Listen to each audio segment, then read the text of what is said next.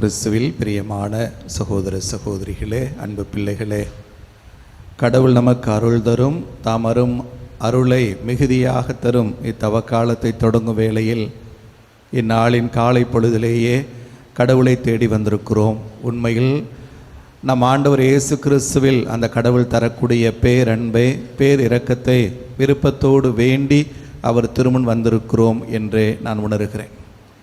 பிரியமான சகோதர சகோதரிகளே, திருவழிபாடு நமக்கு பல காலகட்டங்களை கொடுத்தாலும் எல்லா காலகட்டங்களும் அந்த கடவுளது அருளை கொண்டாடுகிற வேலைகள் என்றாலும் கூட இத்தவக்காலத்தில்தான் நம்மை அறியாமலேயே ஆழமாய் அந்த கடவுள் நம்மீது பாராட்டக்கூடிய பேரன்பை, பேரிரக்கத்தை அனுபவித்து உணர்கிறோம்.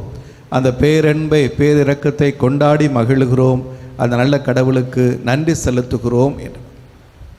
இஸ்ராயேல் மக்களை பொறுத்தவரை அவர்களுக்கு இந்த 40 என்பது தங்கள் வாழ்வில் கலந்து போன ஒரு எண்ணாக இருந்தது. ஆக பொதுவாகவே விவிலியத்தில் 159 முறை அந்த 40 என்கிற நாட்கள் குறிப்பிடப்பட்டிருந்தாலும் அந்த நாட்கள் எல்லாம் கடவுளை நோக்கிய அவர்களது தயாரிப்பு காலமாகவே இருந்தது என்பதையே பார்க்கிறோம். இயேசுவும் கூட தமது பொது வாழ்வுக்கு தன்னையே தயாரிக்கிற காலமாக 40 நாட்கள், 40 பகலும் இரவும் தனித்திருந்தார், கடவுளிடம் மன்றாடினார் என்று விவிலியம் நமக்கு சொல்லுகிறது. ஆகவே திரு அவையும் இந்த 40 நாட்களை அந்த கடவுளை நோக்கி பயணிக்கிற ஒரு கால அளவாக கொடுத்திருக்கிறது. எலியா இறைவாக்கினர் ஒரேபு மலையை நோக்கி நடந்தார் என்று சொல்லக்கூடிய விவிலியம் 40 நாட்கள் அந்த கடவுளை நோக்கி நடந்தார் என்று சொல்லுகிறது. ஆக பிரியமான சகோதர சகோதரிகளே, கடவுள் வேண்டும் என தீர்மானித்து இன்றைய முதல் வாசகத்தில் யோவேல் இறைவாக்கினர் நூலில் வாசித்தோமே. யோவேல் இறைவாக்கு நூல் 2ஆம் அதிகாரம் 13வது இறைவார்த்தை, உங்கள் கடவுளாகிய ஆண்டவரிடம் திரும்பி வாருங்கள் என்று நமக்கு அழைப்பு விடுத்த அந்த இறைவார்த்தையை உள்ளத்தில் ஏற்று அந்த கடவுளை நோக்கிய பயணத்தை நாம் தொடங்கக்கூடிய காலமாக இந்த காலம் அமைந்திருக்கிறது. 2ஆம் வாசகத்திலும் கூட பவுலடியார் நமக்கு சொல்லிக் கொடுக்க கேட்டோம். இன்றே கடவுள் நமக்கென குறித்து வைத்திருக்கிற காலம், இன்றே மீட்பு நாள். இந்த தகுந்த காலத்தை பயன்படுத்தி உங்கள் கடவுளாகிய ஆண்டவரிடம் திரும்பி வாருங்கள் என்று அன்று புனித பவுலடியார் எல்லா மக்களுக்குமாக அழைப்பு விடுத்தார் என்று நானும் உங்கள் பங்கு தந்தையும் இருக்கிற அருள் பணியாளர்களும் மீண்டும் அதே அழைப்பை உங்களுக்கு விடுக்கிறோம். உங்கள் கடவுளாகிய ஆண்டவரிடம் திரும்பி வாருங்கள். ஆக அந்த கடவுளாகிய ஆண்டவரிடம் திரும்பி வருகிறோம் என்றால் 2 காரியங்கள் அவசியமானவை. ஒன்று, நாம் அந்த கடவுள் நம்ம மீது பாராட்டக்கூடிய அந்த பேரிரக்கத்தில் அல்லது பேரன்பில் நம்பிக்கை கொண்டவர்களாக இருக்க வேண்டும். கடவுள் இரக்க மிகுந்தவர் என்பதை நாம் நம்புகிற போது மட்டுமே நாம் கடவுளாகிய ஆண்டவரிடம் திரும்பி வருகிறோம். தாவீது அந்த மனமாற்றத்தை அனுபவித்து உணர்ந்தவனாய் தன் கடவுளாகி ஆண்டவரிடம் திரும்பி வருகிற போது பாடிய அந்த பாடலைத்தான் இன்று பதிலுரை பாடலாக, தியான பாடலாக நாம் கேட்டோம். ஆக அந்த கடவுளது இரக்கத்தில் நம்பிக்கை வைத்த ஆண்டவரே, என் மீது இறங்கும், நான் பாவியாய் இருக்கிறேன், ஏனெனில் நீர் இரக்க மிகுந்தவர் என்பதை உணர்கிற போது அந்த கடவுளிடம் திரும்பி வருகிறோம். புனித பவுலடியாரைப் போல ரோமேயருக்கு எழுதப்பட்ட திருமுகம் 5ஆம் அதிகாரம் 20வது இறைவார்த்தையில் வாசிக்கிறோம். பாவம் பெருகிய என்னிடத்தில் கடவுளது அருள் அணைகடந்து பெருக்கெடுத்து ஓடியது என்பதை அந்த மனிதர் உணர்கிற போது தனது கடந்த கால பாவ வாழ்வை விட்டு அந்த இயேசுவை மிக இறுக்கமாக பிடித்து கொள்ள முற்படுகிற போது அந்த அனுபவம்தான் இத்தவக்காலம் நமக்கு கொடுக்கக்கூடிய அனுபவமாக இருக்க முடியும். அந்த பவுலும் அந்த கடவுளது இரக்கத்தில், அந்த அன்பில் நம்பிக்கை வைத்தவர் என்று பார்க்கிறோம். அதே போல லூக்கா நற்செய்தி 15ஆம் அதிகாரம் 18வது இறைவார்த்தையில் வாசிக்கிறோம். அந்த ஊதாரி மைந்தன் எழுந்து என் தந்தையிடம் போவேன் என்று எழுந்து சொல்லுகிறான், ஏனெனில் அவன் தன் தந்தையின் அந்த இரக்க குணத்தில், அவரது பேரன்பில் நம்பிக்கை கொண்டிருந்தவனாக இருக்கிறான் என்று பார்க்கிறோமாக. அந்த கடவுளது இரக்கத்தில் நம்பிக்கை கொண்டிருந்தால் மட்டுமே, அவர் பேரன்பு மிகுந்தவர் என்பதை அனுபவித்து உணர்ந்து அதை நம்ப தொடங்குகிற போது மட்டுமே நாம் அந்த கடவுளிடம் திரும்பி வர முடியும். அதைத்தான் யோவேல் இறைவாக்கினர் சொன்னதாக இன்று வாசுக்கு கேட்டு, உங்கள் கடவுளாகிய ஆண்டவரிடம் திரும்பி வாருங்கள், ஏனெனில் அவர் அருள் நிறைந்தவர், இரக்கமிக்கவர், நீடிய பொறுமையுள்ளவர், பேரன்பு மிகுந்தவர். ஆக ஏன் தந்தையாம் கடவுளிடம் திரும்ப வருகிறோம்? அவர் இரக்க மிகுந்தவராக, அருள் மிகுந்தவராக, பேரன்பு கொண்டவராக இருக்கிறார் என்பதால் அந்த தந்தையாம் கடவுளிடம் திரும்ப வருகிறோம் என்பதை விவிலியம் நமக்கு உணர்த்துகிறது. எசேக்கியேல் இறைவாக்கு நூல் 33ஆம் அதிகாரம் 11வது இறைவார்த்தையில் எசேக்கியேல் சொல்லிக் கொடுப்பார் கடவுளுடைய வார்த்தைகளாக, என்மேல் ஆணை, தீயோர் சாக வேண்டும் என்பது என் விருப்பம் என்று, ஆனால் அத்தீயோர் தம் வழிகளில் நின்று திரும்பி வாழ வேண்டும் என்பதே என் விருப்பம் என்று. ஆக நமது மனமாற்றத்திற்காக கால்கடுக்க காத்திருக்கிற கடவுளாக அந்த கடவுள் இருக்கிறார் என்பதை உணர்கிற போதுதான் நம் தந்தையாம் கடவுளிடம் திரும்ப வருகிறோம் என்கிற அந்த உணர்வு நமக்குள் பிறக்கிறது.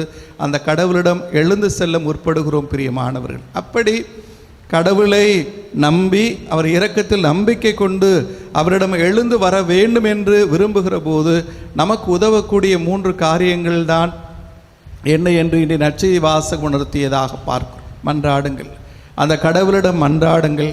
நோன்பு வழியாக உங்களை நீங்கள் புதுப்பித்துக் கொள்ளுங்கள். ஏராளமான அரசியல்கள் வழியாக கடவுளுக்கும் பிற மனிதருக்கும் ஏற்புடையவராக வாழுங்கள் என்கிற அந்த அழைப்பு நமக்கு கொடுக்கப்படுகிறது. ஆகவே தான் இதை தவக்காலத்தின் 3 தூண்கள் அல்லது உண்மையான மனமாற்றத்திற்கான 3 தூண்கள் என்று திரு அவை அவற்றை அழைக்கிறது. முதலாவதாக மன்றாடுகிற விதம். இயேசு சொல்கிறார், இந்த 3 காரியங்களையும் செய்யுங்கள். 3 காரியங்களையும் செய்வது உங்களுக்கும் அந்த கடவுளுக்கு மட்டும் தெரிந்திருக்கட்டும். உலகத்து பார்வைக்காக அல்ல, இந்த உலகம் உங்களை பெரிய மனிதர்களாக பாராட்ட வேண்டும் என்பதற்காக அல்ல, அல்லது உங்கள் சமூக அந்தஸ்தை உயர்த்தி கொள்வதற்காக அல்ல. நீங்கள் செய்யக்கூடிய எல்லா காரியங்களும் மறைவில் உங்களுக்கும் அந்த கடவுளுக்கு மட்டும் தெரிந்த காரியங்களாக இருக்க வேண்டும் என சொல்லிக் கொடுக்கிறார். முதலாவது மன்றாட்டு ஜெபம். உங்கள் கடவுளோடு ஒன்றித்து அந்த கடவுளோடு நல்லுறவு பாராட்டி வாழுங்கள் என்று. ஜெபம் என்றால் அந்த கடவுளும் நானும் யார் என்பதை உணர்த்துகிற ஒரு அனுபவம்.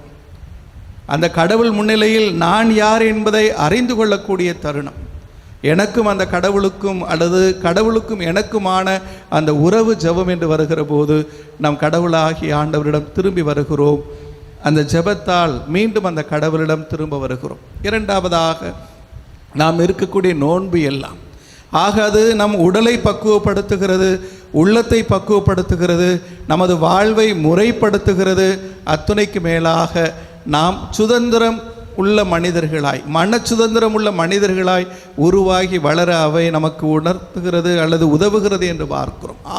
நோன்புறுத்தல் என்பது தனிப்பட்ட விதத்தில் கடவுளுக்கு செலுத்தப்படக்கூடிய ஒரு காணிக்கையாக இருந்துவிட முடியாது. ஆனால் அது நம்மை முறைப்படுத்துகிறது, நமது வாழ்வை வரையறை செய்கிறது. அதன் வழியாக கடவுளுக்கு ஏற்புடைய வாழ்வாக அமைய அது உதவுகிறது என்று பார்க்கிறோம். மூன்றாவதாக உங்களிடம் இருப்பதை வறியவர்களோடு பகிர்ந்து கொள் என்கிற அந்த அழைப்பே நமக்கு கொடுக்கப்படுகிறது என்று பார்க்கிறோம். எசையா இறைவாக்கு நூல் 58ஆம் அதிகாரம் 7வது இறைவார்த்தையில் கடவுளுக்கு விருப்பமான நோன்பு என்பது என்ன, மனமாற்றம் என்றால் உண்மையில் என்ன என்பதை உணர்த்தக்கூடிய எசையா கடவுளின் வார்த்தைகளாகவே சொல்லுவார். பசித்தோருக்கு உங்கள் உணவை பகிர்ந்து கொடுப்பதும், தங்க இடமில்லா வறியோரை உங்கள் இல்லத்திற்கு அழைத்து வருவதும், உடையற்றோரை காணும்போது அவர்களுக்கு உடுக்க கொடுப்பதும், உங்கள் இனத்தாருக்கு உங்களை மறைத்து கொள்ளாதிருப்பதும் அன்றோ நான் விரும்பக்கூடிய நோன்பு. இதை செய்கிற போது நீங்கள் நோன்பு இருப்பீர்களானால் அதை எனக்குரிய பழியாக ஏற்பேன் என்று சொல்லக்கூடிய கடவுளாக பார்க்கிறோம்.